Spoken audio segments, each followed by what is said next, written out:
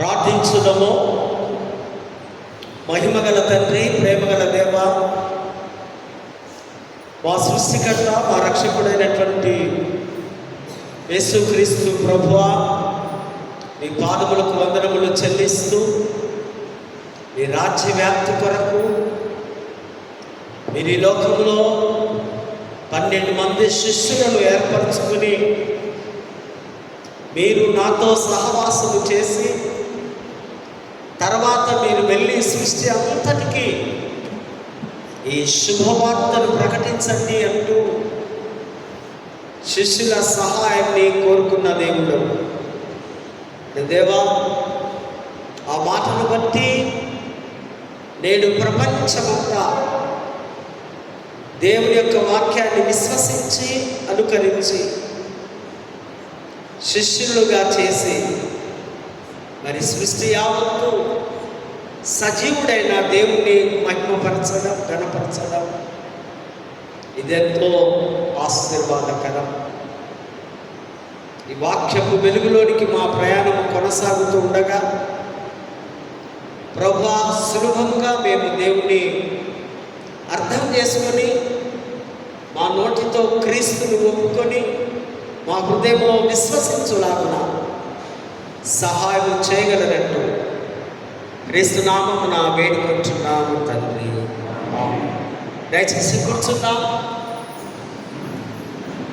దేవుని పరిశుద్ధ నామానికి మహిమ కలుగును గాక. ఈ మహా గొప్ప దైవ ఆరాధనకు దేవునితో కలిసి ప్రయాణించడానికి, దేవుని యొక్క ఘనమైన శ్రేష్టమైన దీవెనలను పొందడానికి చేరవచ్చిన పరిశుద్ధ సంఘం అంతటికి యేసుక్రీస్తు నామములో మీకు ఉదయకాల శుభములు, దైవాశీస్సులు తెలియపరుస్తూ ప్రేమతో ఇట్టి ఆరాధనకు ఆహ్వానాన్ని అందిస్తున్నా. మరి గొప్ప భాగ్యం అనుగ్రహించిన the most reverend doctor professor Reuben Mark తండ్రి గారికి అధ్యక్ష మండలకు vice chairman reverend doctor T Bhaskar గారికి, అధ్యక్ష మండలకు DCC chairmans and officers and మా తోటి సేవకులు, క్లర్జీ, మరి అదేవిధంగా సంఘము, సంఘ నాయకులు, పెద్దలకు మీకందరికీ ఉదయకాల దైవ శుభములు, దీవెనలు మరొక పర్యాయము తెలియపరుస్తున్నాను. దూర ప్రాంతం నుంచి వీక్షిస్తున్నటువంటి మా కుటుంబీకులు, మా స్నేహితులు, వారికి కూడా శుభములు తెలియపరుస్తున్నాను. మహాదేవుని కృప మరొక పరిశుద్ధ దినంలో మనమందరం కలుసుకోవాలి. ఈ విధంగా కలుసుకొని సిలువను చూస్తూ, యేసును చూస్తూ మన హృదయాన్ని ఆయనకు అంకితము చేస్తూ ఆరాధనలో పాల్గొని దీవించబడడం ఇదెంతో ఆనందకరం. సింపుల్. మనం బ్రతకాలంటే ప్రభు దగ్గరికి రావాలి. మీకు ఆవశ్యం కావాలి, ఆరోగ్యం కావాలి, దీవెనలు కావాలంటే కేవలము సిలువ మాత్రమే. సిలువలో వేలాడుతున్న యేసు తప్ప మరొకరు మనకేమీ చెయ్యలేరు. కనుక వచ్చిన మీకు మరొకసారి శుభములు తెలియపరుస్తున్నాను. ఈ వారం ప్రాముఖ్యమైనటువంటి అంశం డిజైబుల్షిప్ సండే, శిష్యత్వము. వచ్చి చూడు అండ్ వెళ్ళి ప్రకటించుడి. చూడాలి, దేవుని మందిరంలో దేవుని చూడాలి, సిలువలో వేలాడుతున్న యేసును చూడాలి, ఆయన ప్రేమను చూడాలి, ఆయన త్యాగాన్ని చూడాలి. చూసిన మనం ఊరకుండక వెళ్ళి లోకములో కెరిగ్మా అన్నాడు. మీకు అంటే ప్రకటించుడి, ప్రొక్లైమ్. మీరు ప్రకటించాలి. మీరు ఖాళీగా కూర్చోడానికి వీలు లేదు. కారణం మీరు వచ్చి ఉన్నారు, చూసి ఉన్నారు, వెళ్ళి చెప్పాలి. ఎంత ఎవరికి జ్ఞానం ఉందో, ఎవరు ఏ తెలిసిన వారికి ఈ శుభవార్తను తెలియపరచాలి. గ్రీకులో మెథటోస్, ఇందులో నుంచే మ్యాథమెటిక్స్ అనే వర్డ్ మనకు వస్తుంది. లెక్కలు. శిష్యులు యేసు ప్రభు దేవుని రాజ్య స్థాపన కొరకు 12 మంది శిష్యులను ఆయన ఏర్పరుచుకున్నారు. మనకందరికీ తెలుసు, మనమందరం కూడా ఒకప్పుడు శిష్యులమే, ఒకప్పుడు స్టూడెంట్స్. ప్రాచీన కాలపు యుగం నుంచి నేటి నవయుగం వరకు ఈ గురు శిష్యుల ఈ బంధం ఇదొక శాశ్వతమైన బంధముగా ఇది ఉంది. ఇది ఇప్పటి బంధం కాదు, ఇది ఇప్పటిది కాదు, ఇది ఎప్పటి నుంచో కొనసాగుతున్నటువంటి ఈ యొక్క గురు శిష్యుల బంధాన్ని మనము చూస్తున్నాం. ఈ గురు శిష్యుల బంధం స్థిరంగా, దృఢంగా ప్రపంచమంతా ఉంది కనుక చాలా దీనికి ప్రాముఖ్యత ఇస్తున్నాం. మన కల్చర్లో, మన భారతదేశ సాంప్రదాయంలో గురుదేవో భవ అనగా గురువులో దైవాన్ని చూడడం. అదంటే గురు శిష్యులు చాలామందిని మనం చూస్తాం. మరి గ్రీకు సామ్రాజ్యంలో చూస్తే ప్లేటో, అరిస్టాటిల్ వారి యొక్క శ్రేష్టమైనటువంటి గురు తత్వాన్ని చూస్తాం. మరి మన దేశంలో పరమానంద శిష్యులని కూడా మనకు కొన్ని కథలు ఉన్నాయి. మన ఇతిహాసాల్లో చూస్తే ఆ పాండవులు, కర్ణుడు, వారంతా కూడా ద్రోణాచార్యుల దగ్గరికి వెళ్ళి వారు ఆ గురుతత్వము, వారికి ఉన్న విద్యను నేర్చుకోవాలనుకున్నప్పుడు వారు సరిగా లేకపోతే మరి ఏకలవ్యుడు అనేటువంటి ఒక వ్యక్తి ఆ దొంగచాటుగా ఆయన జ్ఞానాన్ని గ్రహించినప్పుడు ఆయన అడుగుతున్నాడు, నేర్చుకున్నావు చాలా బాగుంది, నాకు గురుదక్షిణ కావాలి. ఏం కావాలి మీకు గురుదక్షిణ అని అడిగినప్పుడు నీ బ్రతికిన వేలు కావాలి. అనగా బ్రతికిన వేలు కట్ చేస్తే వాడు బాణాలు కానీ యుద్ధాలు చేయడానికి వీలు లేదు అనే ఆ యొక్క శిష్యరికం నుంచి చూస్తున్నట్టుగా మనము చూస్తూ ఉంటున్నాం. ఈ గురు శిష్యుల యొక్క ఆహ్వానం స్టార్ట్ అయ్యి ఒక ఆజ్ఞతో ముగిస్తూ ఉంది. దేవుడు పిలుచుకున్నాడు, తర్వాత వారికి ఆజ్ఞేస్తుంది, మీరు వెళ్ళి సర్వలోకానికి వెళ్ళి సర్వ సృష్టికి వెళ్ళి సువార్తను ప్రకటించి అనేకులను శిష్యులుగా చేయండి. చేయవలసిన ఈ రెస్పాన్సిబిలిటీ ఇది ఒక వ్యక్తిగత ఆధ్యాత్మిక కాదు, కానీ ఇది ప్రపంచాన్ని మార్చే ఒక సామూహిక చర్య, ఒక ప్రక్రియ. ప్రపంచమంతా కూడా ఇది తెలుసుకోవాలి. శిష్యుడు అంటే మనము అర్థం ఏంటంటే ఏ లెర్నర్, నేర్చుకునేవాడు. ఏం నేర్చుకోవాలి, ఎక్కడ నేర్చుకోవాలి, ఎలా నేర్చుకోవాలి? మన విద్యను ఎక్కడి నుంచి నేర్చుకున్నాం? మన గురువుల దగ్గర నుంచి నేర్చుకున్నాం. దైవిక వేదాంత విద్య నేను ఎక్కడి నుంచి నేర్చుకున్నా? మా వేదాంత పండితులు, మా గురువులు ఆధ్యాత్మిక తండ్రుల నుంచి దైవ గ్రంథంలో ఉన్న దేవుని మాటలను నేర్చుకున్నాం. ఇంకా రకరకాలైనటువంటి స్కిల్స్ లేదా ఆ చేతి పనులు, వృత్తులు వారి గురువుల దగ్గర నుంచే మనము నేర్చుకున్నట్లుగా మనము చూస్తూ ఉంటున్నాం. ఈ యొక్క శిష్యుడు గురువును ఫాలోవర్, వెంబడించాం. ఏ విధంగా వెంబడించాలి? ఆయన ఎక్కడికి వెళితే అక్కడికి వెళ్ళి ఆయన కొండల్లో, అడవుల్లో, గుహల్లో, లోయల్లో, చీకటిలో ఎక్కడ ప్రయాణం చేసినా ఆయన రానండి, నా కాళ్ళు వస్తున్నాయి, నాకు ఆరోగ్యం బాగలేదు, ఇప్పుడు కాదు అని చెప్పడానికి శిష్యుడు వీలు లేదు. ఎక్కడ పడితే అక్కడికి ఆయన వెళ్ళాలి. బోధకుని వెంబడించడం, దానిని గ్రీకు భాషలో అన్నారు అకలితో. అంటే ఆయన ఎటు వెళితే అటు, ఆయన ఇష్టం. మనము నో అని చెప్పడానికి వీలు లేదు. శిష్యుడు చాలా వదులుకోవాలి. ఏంటవి? అహంకారము, గర్వము, ఈర్ష్య, ద్వేషము ఒకవేళ ఉంటే నీ శిష్యునికానికి పనికిరావు. మా ప్రిన్సిపల్ గారు అనేవారు, మీరు గేట్ లోపలికి వస్తున్నారు, కాలేజీలో గేటు బయటనే మీ యొక్క చెడ్డ క్రియలు లేదా ఈ లోకంలో ఉన్న వాటిలన్నీ వదిలేసిన వాడే ఎంటర్ అయ్యి ఈ దైవ జ్ఞానంలో మీరు నేర్చుకోవాలి. కొన్ని పర్యాయములు చెప్పలేకపోతే చాలా స్ట్రిక్ట్గా వారు బయటికి పంపించిన సందర్భాలు కూడా ఉన్నాయి. దేవుడి మాటలను నేర్చుకోండి. శిష్యులకు 4 లక్షణాలు ఉన్నాయి. 4 ఇంగ్లీష్లో ఉన్న ఎస్ గురించి నేను చెప్తాను. Number 1 S, surrender. తనకు తానుగా లొంగిపోవడం, తనకు తానుగా గురు స్వాధీనములోనికి వెళ్ళడం, సరెండర్ కావడం. Number 2 S, slave.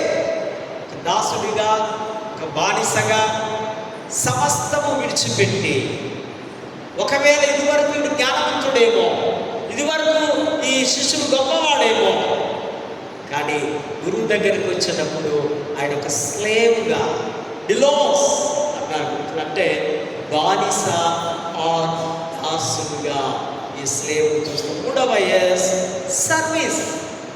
సేవ చేయాలి. దినాల్లో చాలామంది సేవ చేయడానికి గురువు దగ్గర కొన్ని పనులు చేయాలి కదా. ఏం పనులు? అసిస్ట్ చేయడం, వారు ఏది చెప్తే వినడం, వారికి లోబడి ఉండడం.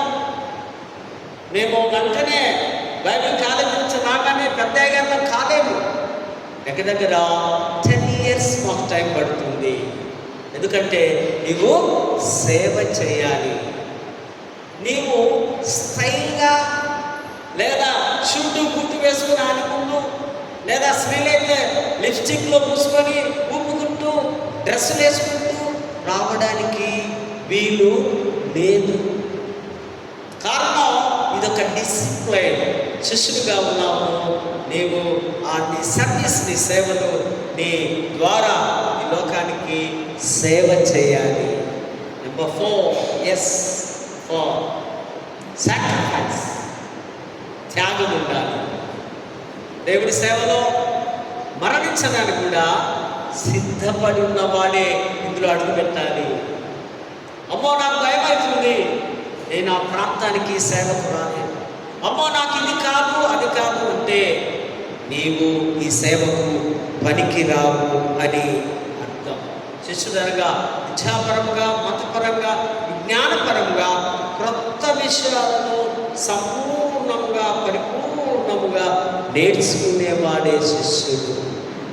ఈ శిష్యరికం గురించి చాలా విషయాలు మనము చూస్తున్నాం. Student and teacher. Student and teacher, గురువు యొక్క జ్ఞానాన్ని అదండి స్కూల్స్లో కానీ, కాలేజెస్లో కానీ, లెక్చరర్స్, ప్రొఫెసర్స్, వీరందరి ద్వారా మనము జ్ఞానాన్ని నేర్చుకుంటాం. విద్యా దశలో ఉంటూ ఉన్నాం. నేర్చుకోవడం, నేర్పించేవారు ఒకరు ఉండాలి, నేర్చుకునేవారు మరొకరు ఉండాలి. One is a teacher and another one is a student. Student teacher ఉంటేనే ఈ యొక్క ప్రక్రియ కొనసాగుతుంది. మన దేశంలో మన చిన్నతనంలో అనేక మంది గురువులను మనము ఎరిగి ఉన్నాం. బైబిల్ పరంగా మనం కూడా చూస్తే చాలామంది గురు శిష్యులు ఉన్నారు. మీకు తెలిసిన గురు శిష్యులు చెప్తారు ఎవరైనా ఒక మాట? మీ నోరు తెరిచి. ఏలియా అండ్ ఎలీషా, ఇంకా మోషే, యెహోషువ, ఇంకా ఏదన్నా సమూయేలుకు ఎవరు లేరా? బాలుడైన సమూయేలు ఏలి. వీడు చిన్నోడు, వీడికి 10 సంవత్సరాల లోపలే ఉన్నాడు. వీడికి ఒక గురువు ఉన్నాడు. ఎవరైనా? ఒక్క వికెట్ మీదే చెప్పినాం. ఒక్క హ్యాండ్తో నీకు సౌండ్ రాదు, ఒక్క చేతితో వస్తుందా? ఏం కావాలి? 2 చేతులు కావాలి. సో ఇంకెవరైనా చెప్పగలరా మీరు? యోహాను ఆయన శిష్యుడు, యేసు ప్రభు ఆయన శిష్యుడు, పౌలు అండ్ గమలీయేలు. గమలీయేలు యొక్క ఈయన ఏం నేర్చుకున్నాడు? ధర్మశాస్త్రం. ఎక్కడ నేర్చుకున్నాడట? కింద కూర్చొని వినయంగా విధేయతగా నేర్చుకునేవాడు. మీలాగా స్టైల్గా బెంచీలు, చైర్లు, రిలాక్స్గా ఫ్యాన్లు, ఏసీలు కావు. ఎక్కడ నేర్చుకోవాలి మీరు? కింద కూర్చొని. మనోధర్మశాస్త్రంలో లేదా మన సంస్కృతిలో మన పూర్వీకులు, మన వేదాంతులు, వారు గురువులు ఎంతైన కూర్చొని ఇది కింద కూర్చొని పాదంలో నేర్చుకోవడం. టెక్నాలజీ మారిపోయింది, మీరు మనము మార్చబడ్డాం. సో కనుక ఈ గురు శిష్యుడు, మరి తర్వాత పౌలు తిమోతి చెప్పాలి, ఓపెన్ యువర్ మౌత్. మీరు నోటితో మీకున్న జ్ఞానాన్ని పదే పదే వర్ణిస్తూ ఉంటే మీరు జ్ఞానవంతులు. ఈ విధంగా మనము అనేక మంది గురు శిష్యులను చూస్తున్నాం. శిష్యుడు అనగా అన్వేషించేవాడు, అంటే వెతికేవాడు. గురువులో ఇంకేమైనా ఉందా జ్ఞానం?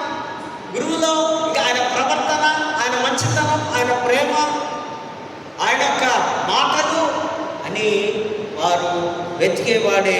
నిజమైన శ్రద్ధగా వెతకడం, దాన్నే హీబ్రూ భాషలో దరాష్ అని అంటే జాగ్రత్తగా లోతుగా వెతకడం, దారి తప్పిపోకుండా వెతకడం, సరైన గురి అయిన మార్గంలో ప్రయాణించడం. దీన్ని ధనోష్ అని అన్నారు. ఇంత మటుకు ఇంట్రడక్షన్ ఎనఫ్. ఇక్కడ కమన్సీ గోంటల్, రండి వచ్చి చూడండి. ఏం చూస్తున్నారు మీరు? గుడికి వచ్చి ఏం చూస్తున్నారు మీరు? ఒకరికొకరు పలకరించుకోవడం, ఒకరికొకరు నవ్వుకోవడం, ఒకరికొకరు ఇంకా ఏదైనా సొంత మాటలా? కానీ ఇక్కడికి వచ్చి మీరు చూస్తున్నారు, సిలువను చూస్తూ ఉన్నారు. సిలువలో వేలాడుతున్న నిజ దేవుణ్ణి చూస్తున్నారు. కొన్ని సందర్భాలు ఇక్కడ మనం చూస్తాం. నిర్గమాకాండం 3వ అధ్యాయంలో మోషే మండుచున్న పొదను ఆయన చూసి ఉన్నాడు. మండుచున్న పొదను చూసిన తర్వాత శిష్యత్వానికి ఆయన ఆహ్వానించబడ్డాడు. యెషయా గ్రంథంలో యెషయా దేవాలయంలో ఎవరిని చూస్తున్నాడు? దేవుని మహిమను చూస్తున్నాడు. తర్వాత ఆయన ఆ శిష్యత్వానికి ఆహ్వానించబడ్డాడు. తర్వాత యోహాను 4:29లో సమరయ స్త్రీ వచ్చి యేసుని చూసి చప్పుడేయకుండా వెళ్ళి వారి ఊరికి వెళ్ళి అనేకులకు చెప్పింది, రండి, ఆయన మెస్సయ్య, ఆయనే దేవుడు. ఇంతవరకు మనము గెరిజిము కొండలో దేవుని ఆరాధించాం కాదు, ఆయనే లోకరక్షకుడు, నేను మాట్లాడి వచ్చిన, మీరు రండి అని చెబుతూ ఉంది. గోటెల్ వెళ్ళి చెప్పండి. కొన్ని సందర్భాలు చూస్తాం. నిర్గమాకాండం 3:10లో దేవుని ఇజ్రాయేలు ప్రజలు విమోచించుటకు వారిని వెళ్ళి తీసుకొని రాని దేవుడు మోషేకు ఆజ్ఞాపిస్తూ ఉన్నాడు. నా ప్రజలు అక్కడ అచ్చనలో భయంకరమైన శ్రమలు అనుభవిస్తున్నారు, నీ వెళ్ళి వారిని తీసుకొని రా అంటున్నారు. అదేవిధంగా మత్తయి సువార్త 28:19లో గొప్ప ద గ్రేట్ కమిషన్, సర్వలోకానికి, సర్వ సృష్టికి మీరు వెళ్ళి ఏం చేయాలి? దేవుని మాటలు చెప్పి వారిని శిష్యులుగా ఇచ్చి బాప్తిసంలోనికి నడిపించండి. సృష్టికి సువార్తను ప్రకటించాలని సంఘానికి ఒక పిలుపు, సంఘానికి ఒక ఛాలెంజ్. సంఘము ఏది విన్నారో, ఏది చూస్తున్నారో, ఏది కనుగొన్నారో అది వెళ్ళి మీరు చెప్పాలని దేవుని వాక్యము మనతో మాట్లాడుతూ ఉంది. కాబట్టి సువార్త 20:17 క్రీస్తు పునరుద్ధానము చూసి మత్తయి మరియా వచ్చింది, చూసింది, వెళ్ళి పేతురు యోహానులకు అనేకులకు చెప్పి ఉంది. ఆయన లేచి ఉన్నాడు, ఆయన సజీవుడు అని ఆమె చెప్పి ఉంది. మీరు మీరు వెళ్ళి చెప్పాలి, సమాజానికి చెప్పాలి. శిష్యత్వం లక్ష్యంతో కొనసాగుతుంది. వెళ్ళి చెప్పండి. Discipleship continues with the mission. Go and tell. ఈ మిషన్లో, ఈ పనిలో, ఈ దేవుని కార్యంలో మనం ఏది నేర్చుకున్నామో అది వెళ్ళి చెప్పవలసిన అవసరం ఉంది. లేఖన భాగాల్లో మనం గమనిస్తే ఈ చిన్న ప్రవక్త. ఎవరైనా? జకర్యా. జస్ట్ 2 years BC 518 520లో ఆయన ప్రవచించాడు, ప్రవచనాలు చేయడం. ఓరల్ ప్రాఫిట్స్ ఉన్నారు, రిటర్న్ ప్రాఫిట్స్ ఉన్నారు కదా. ప్రవక్తలు అంటే నోటితో చెప్పే ప్రవక్తలు. అంటే దైవ గ్రంథంలో వాళ్ళ పేర్లు ఉండవు, కానీ వాళ్ళు కూడా ప్రవక్తలే. చెప్తారా ఎవరు వాళ్ళ పేర్లు లేవు? ప్రవక్తలు ఇప్పుడు దాకా మనం అనుకున్నాం. ఏలియా ప్రవక్త, ఎలీషా ప్రవక్త కదా, నాతాను ప్రవక్త కదా, దావీదు ప్రవక్త, మోషే కూడా ప్రవక్తే. వీరందరి పేర్లు లేవు కదా. బిలాము ప్రవక్త, పేర్లు లేవు. కానీ పేర్లున్న ప్రవక్తలు యెషయా, యెహెజ్కేలు, ఇర్మియా, బుడబుడ్డ ప్రవక్తలు, వీళ్ళంతా ప్రవక్తల వాళ్ళ పేర్ల మీద పుస్తకాలు రాయాలి. మనకు కూడా కొన్నిసార్లు మన సంఘంలో మన పేర్లు లేకపోవచ్చు, మన సంఘంలో మన గొప్పతనం లేకపోవచ్చు, మన సంఘంలో మనం ఇచ్చిన డబ్బుకు విలువ లేకపోవచ్చు. కానీ ఎక్కడ ఉంటాయట? మీరు గుర్తుపెట్టుకోవాలి. ఏలియా, ఎలీషా, నాతాను, ఈ ప్రవక్తలందరూ కూడా దేవుని చేత పలకబడినవా, ప్రవచించబడిన. ఆ విషయాన్ని మనము అర్థం చేసుకోవాలి. జకర్యా అంటే ఇక్కడ మనం చూస్తున్నాం, ప్రభువుని వెతుకుట, సీక్ ద లార్డ్, క్రియోస్, దేవుణ్ణి వెతకడం.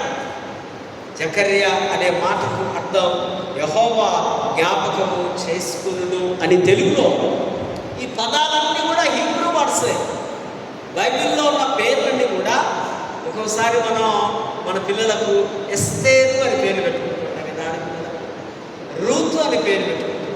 ఇవన్నీ కూడా మన కల్చర్, మన సంస్కృతి, మన నేమ్స్ కావు. బబులోను చెరలో యూదా ప్రజలకు ఈయన ప్రవచించారు. మనకు ఎన్ని గోత్రాలు ఉన్నాయి? 12 గోత్రాల్లో ఒక 10 ఒకవైపు, 2 ఒకవైపు, 2 యూదా గోత్రం అన్నారు. అదే విషయం. సో ఆ యూదా ప్రజలకు ఆయన ప్రవచిస్తున్నాడు. వాళ్ళందరూ బబులోను చెర నుంచి విడుదలైన తర్వాత 50,000 మంది ఫస్ట్ టైం వచ్చినప్పుడు ఈ జకర్యా, అగ్గయ్య, నెహమ్యా వీరందరి ఆధ్వర్యంలో తిరిగి దేవాలయము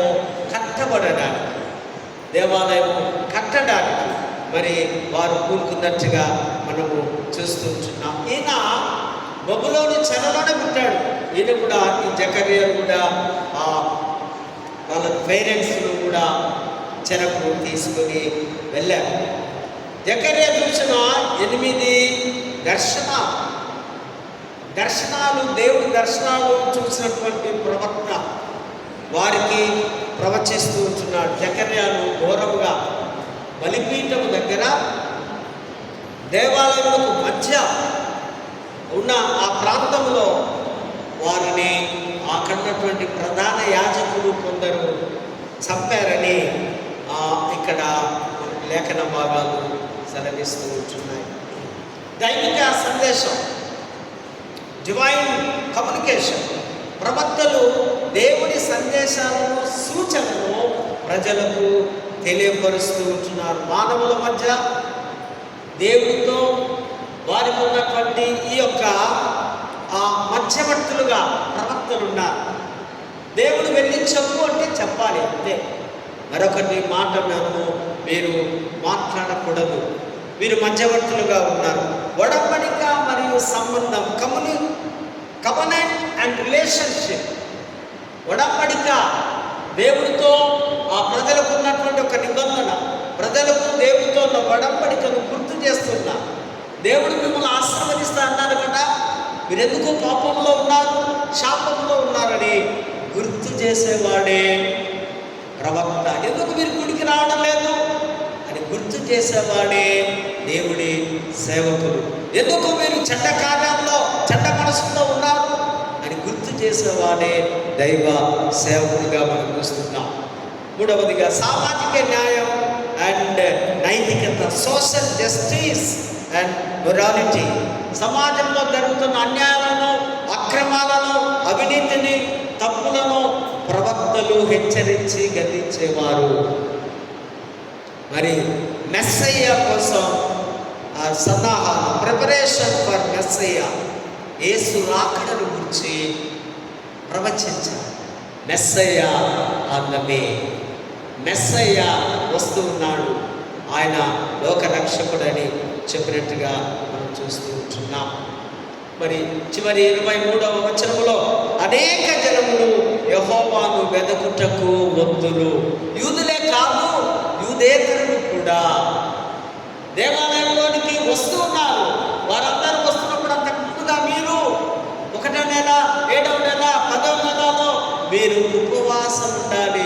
ఉపవాసములో రిజాయిస్, నీవు ఆనందంగా మీ ఫాస్టింగ్ ముఖాలు మార్చుకొని తట్టుకోలేకపోతున్న ఆకలికి అన్నది కాదు. ఇక్కడ మీ ఉపవాసము, మీ దుఃఖము, మీ కష్టము సంతోషకరంగా మార్చబడుతుంది అన్నారు.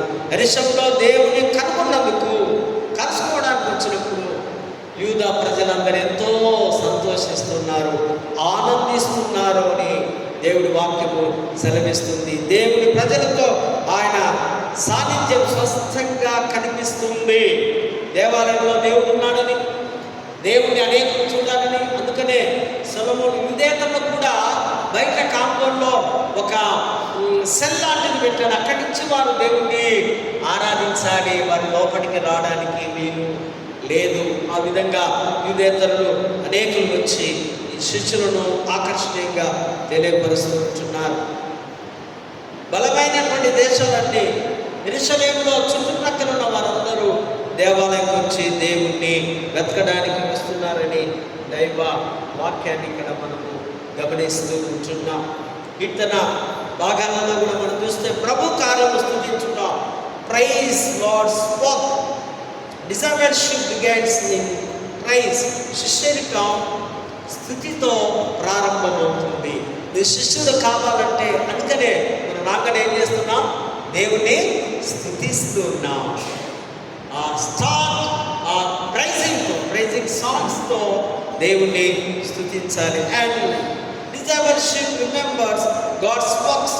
దేవుని పనులు, కార్యములు జ్ఞాపకము చేసుకోవడం. ఆయన పనులు 24 hours నడుస్తూ ఉన్నాయి, అవన్నీ జ్ఞాపకం చేసుకోవాలి. డిజైవర్షిప్ బియర్స్ విట్నెస్. శిష్యరికం సాక్ష్యం ఇస్తుంది. మన జీవితమే మనకు ఒక సాక్ష్యం, మన విట్నెస్.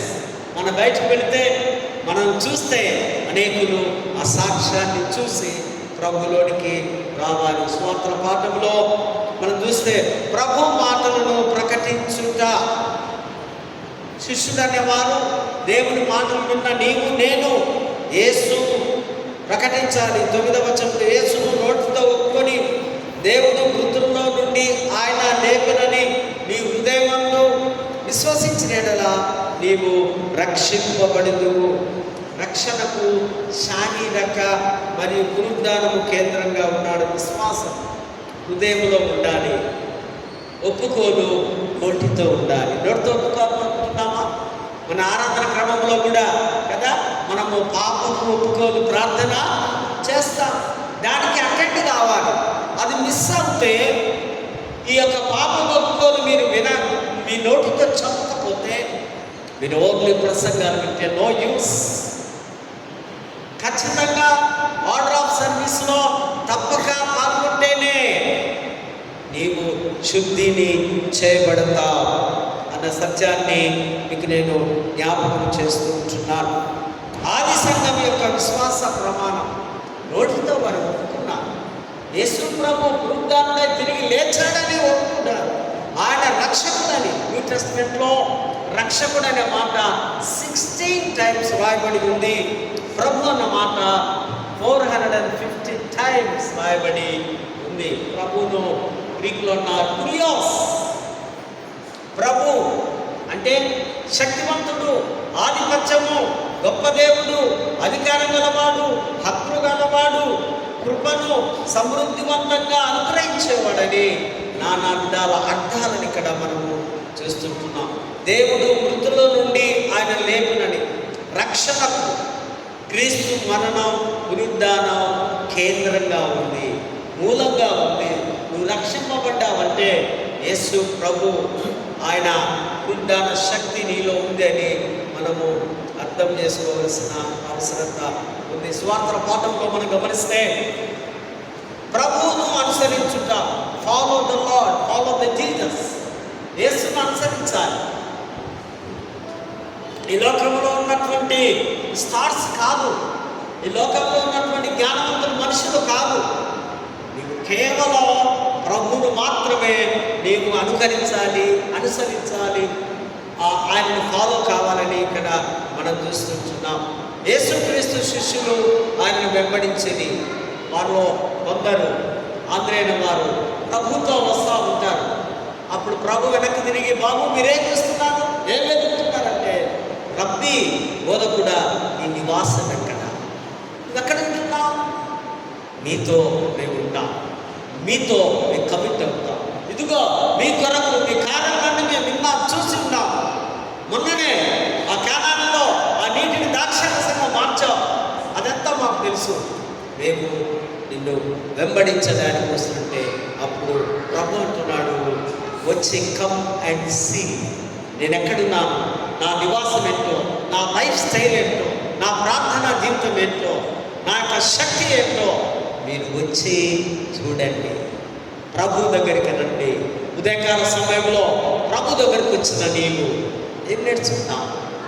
ఒక శిష్యునిగా మనము నేర్చుకోవలసిన అవసరత ఉంది. ఆంధ్రేయ పేతులు పనేంటి? చేపలు పట్టేవారు కదా. ఆంధ్ర సైడు ఆ సముద్ర తీరాన జాలాలు ఉంటారు. చాలా బాగా ఆ పంచంతా చుట్టుకొని లేదా షార్ట్ నిక్కర్ వేసుకొని యవనస్తులు వెళ్ళగలిగిన వారు నేరుగా ఆ సముద్రంలో చేపలు పట్టడం. మనం వెళ్తామో అసలు ఆ బయటికి జస్ట్ 2 అడుగులే కానీ మనము భయపడుతూ ఆ జాలలను దేవుడు పిలుచుకున్నాడు.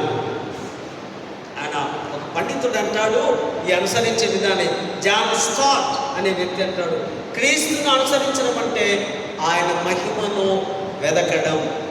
క్రీస్తు అంతేగాని మన సొంత మహిమ కాదు. క్రీస్తుని వెంబడించమంటే దేవుని చిత్తమును ఆయన రాజ్యమును వెతకడం మన సొంతది కాదు. ఇంగ్లీష్లో అన్నారు, to follow Christ is to see his glory, not our own, his will and kingdom not our own. మన సొంతది కాదు. ఆయన చిత్తాన్ని, ఆయన జ్ఞానాన్ని, ఆయన రాజ్యాన్ని మనము వెతకాలి. మరొక పండితుడు క్లైమేట్ అనేవాడు అంటున్నాడు ఆ మాట, వాక్యాన్ని అనుసరించేవారు సురక్షితముగా ఉంటారు. యేసు అనే వాక్యాన్ని ఎవరైతే ఫాలో అవుతారో వారి జీవితం అంతా సమాధానంగా సురక్షితం. కారణం వాక్యమే మార్గదర్శి, వాక్యమే గురువు, వాక్యమే వెలుగు. I'm the light, I'm the teacher. నేనే గొప్ప లోకానికి వెలుగునని యేసు ప్రభు. He who follows the law word will be safe, for the word is the guide and the teach. ఆయనే మనల్ని ఆ బోధలో నడిపించగలడని మనం చూస్తూ ఉంటున్నాం. గ్రీక్ భాషలో ఆ మాట అన్నారు, వచ్చి చూడండి. రావో means to see with understanding. అవగాహనగా చూడండి, లోతుగా చూడండి, పరిశీలించి చూడండి. మీ కనుదృష్టి ఏదో అట్లా చూసిపోవడం కాదు. ఇక్కడ విత్ అండర్స్టాండ్.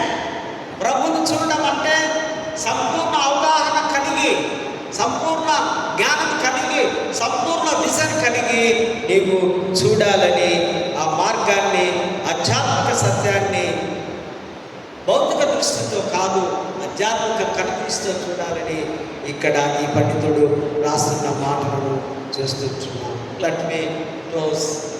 యేసుక్రీస్తు యొక్క ఆయనను అనుసరించే జీవిత విధానం, ఆయన కొరకు మనం ఒక కమిట్మెంట్ కలిగి, ప్రభువా ఇదిగో నన్ను శిష్యునిగా నీ రాజ్యంలో నన్ను జ్ఞాపకం చేసుకో అని ప్రతినిత్యము మరి మన సొంత ప్రార్థనలతో ఉన్నట్లయితే దేవుడే మనలను కాపాడగలడని సత్యాన్ని మనం అర్థం చేసుకొని మన జీవితంలో మనం ముందు కొనసాగడానికి అటువంటి కృప దైవాశీస్సులు దేవుడు మనకు అనుగ్రహించిందిగా.